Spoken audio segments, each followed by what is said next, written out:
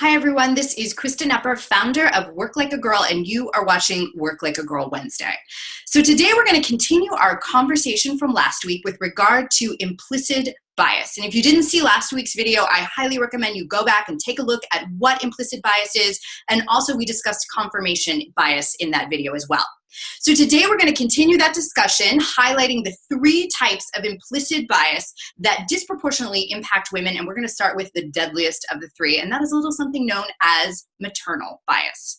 So you might not be a mother and you might say, well, this doesn't impact me, and want to take a break and leave, but stay tuned, because the thing is that you don't actually have to be a mother to be impacted by maternal bias. And I want to share a quick little story about something that happened to me a number of years ago when I first got married. So I got married about 6 months after that. I had applied for a promotion and I was about to start the first round of interviews. And I had a colleague stop me and say, well, I heard that you applied for this promotion and I didn't understand why. So I started to launch into my pitch about why I cared and what I wanted to bring to the role. And she stopped me and she said, no, you just got married. We all know you're going to be pregnant within the year.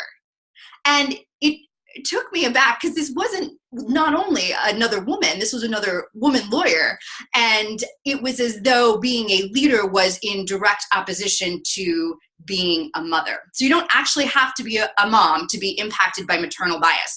Getting engaged, moving in with a boyfriend, getting married, or even cooing at a baby photo can trigger this type of bias, and you might be disproportionately impacted by it. And the statistics are pretty outrageous when it comes to mom. Mothers are 79% less likely to be hired versus other women, not the population at large, but just other women.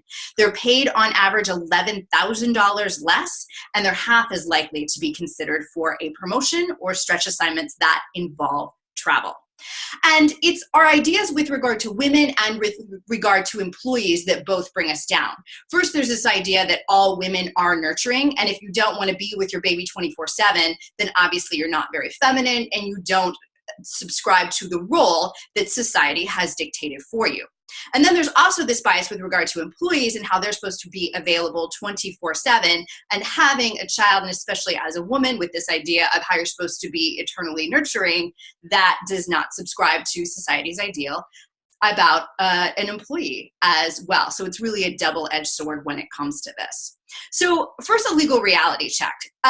Discriminating against a woman because she is a mother is absolutely illegal because of the Pregnancy Discrimination Act that was passed in 1978, which amended Title VII of the 1964 Civil Rights Act that said that you cannot discriminate in employment situations with regard to sex. So it does explicitly say that in federal law, so that applies to all 50 states.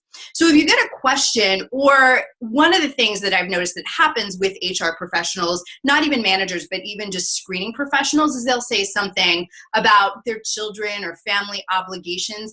And it's meant to be a bonding type of question or comment, but a lot of times they are attempting to elicit information that they cannot explicitly ask. So my recommendation would be to not tell anyone that you are a mother.